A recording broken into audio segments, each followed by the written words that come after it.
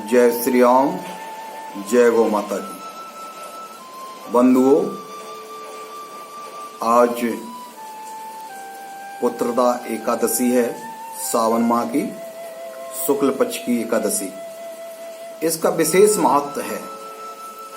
आज इस एकादशी के पावन पर्व पर इधर आसाम क्षेत्र के अंदर यहाँ के पूज्य सत्राधिकार, यहाँ के पूज्य संत हुए शंकरदेव जी महाराज, इन ज्यादा शिष्य लोग हैं और यहाँ पर उन्होंने नाम घर पद्धति प्रारंभ की थी। उस नाम घर पद्धति के माध्यम से हरे कृष्णा हरे रामा का संकीर्तन चलता, नाम कीर्तन चलता है। इस नाम कीर्तन के माध्यम से पूज्य सत्राधिकार सभी नाम घरों में रहते हैं। उन सत्राधिकारों ने और यहाँ के संत महंतों ने एक निर्णय लिया है। विश्व में जो कोरोना जैसी वैश्विक महामारी है, इस महामारी से बचने के लिए उसका एक उपाय निकाला। उसका उपाय ये सोचा कि ये श्रावण माह की एकादशी जो है, और इस श्रावण माह की एकादशी का एक विशेष महत्व है और विशेष प्रकार की है, इसका फल अनंत है। तो उसी दृष्टि से यहाँ के संत महंतों ने और सत्राधिकारियों ने निर्णय लिया है कि एकादशी के पावन दिवस पर शाम के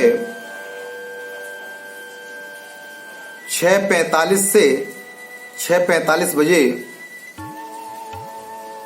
6:45 बजे एक साखी मानी एक दीपक जलाना। दीपक को साखी बोलते हैं आसामी भाषा में।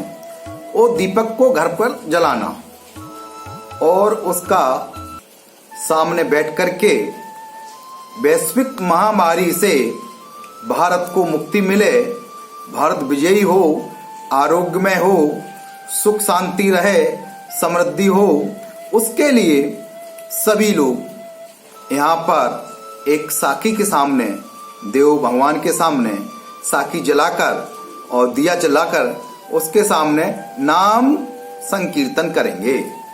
नाम संकीर्तन से इस वैश्विक महामारी से मुक्ति मिलेगी। ऐसा एक संतों का अभियान है, पूज्य यहाँ के सत्राधिकारियों का। तो उस नाते आज जो है शाम के 6:45 बजे दीपक जलाएंगे और उसके सामने बैठकर नाम संकीर्तन करेंगे। हरे रामा हरे कृष्णा, कृष्ण को नाम संकीर्तन बड़ा है, और श्री राम जय राम जो भी है नाम कीर्तन करेंगे। तो ऐसा इससे मुक्ति मिलेगी। और इस विशेष प्रकार की एकादशी, इसका महत्व, इसका नाम ही है पुत्रदा एकादशी। इसका पुत्रदा एकादशी का नाम, इसका एक प्राचीन काल की एक घटना आती है। कृष्ण भगवान जी द्वापर काल में एक राजा थे, कानो वहां के महिपुर के महितिपुर के राजा महित अपने राज्य का पालन पोषण करते थे अच्छे से।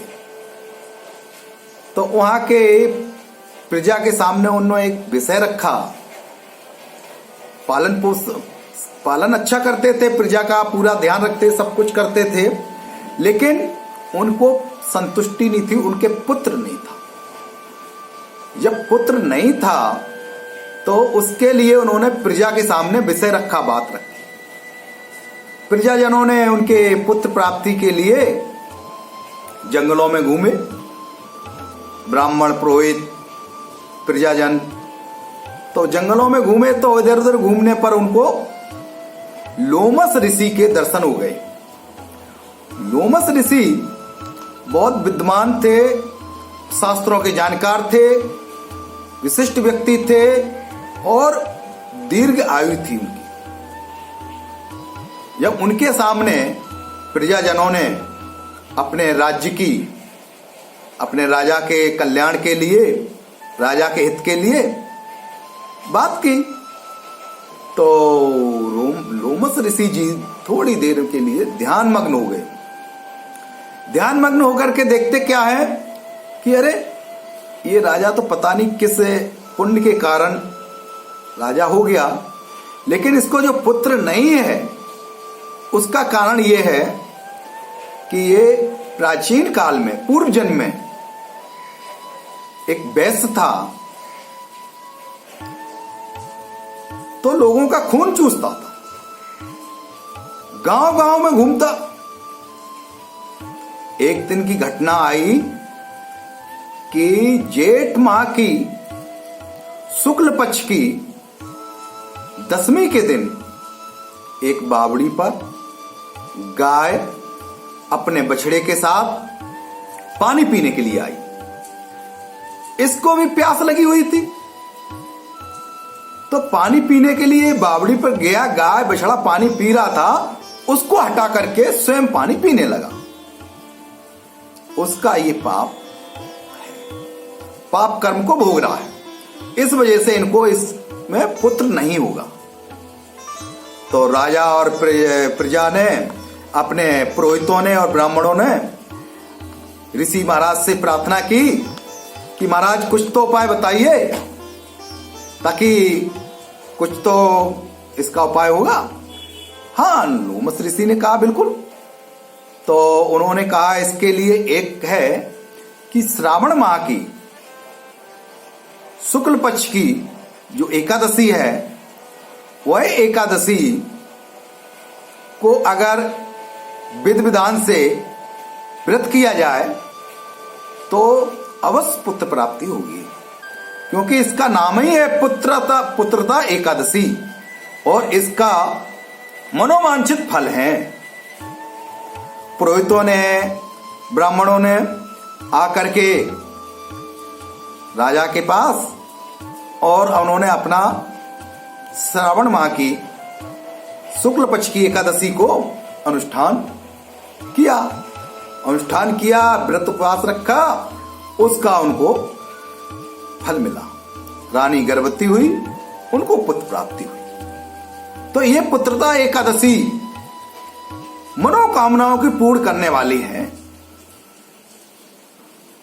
और इसलिए ये वैश्विक महामारी जो पूरे देश में फैली हुई है, पूरे विश्व में फैली हुई है, भारत में भी है, आसाम में भी है, पूरे देश में हर राज्यों में है, इससे मुक्ति मिले, इसके लिए आज शाम के 6:45 पर पूरे आसाम में एक साखी जला करके, एक दीपक जला करके, और उसके सामने इस वैश्विक महामारी से मुक्ति मिले, इसके लिए नाम संकीर्तन करना।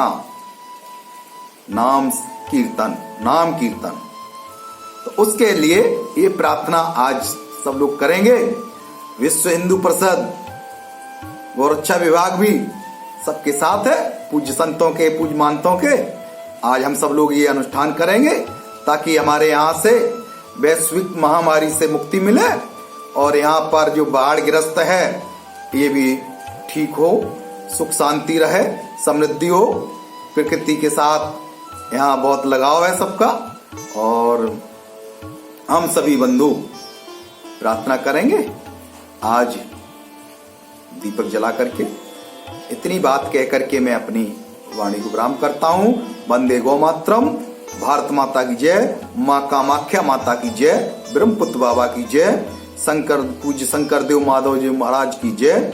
जय जय श्री राम। जय गौ माता। जय श्री कृष्णा। हरे रामा हरे राम। जय जय श्री राम।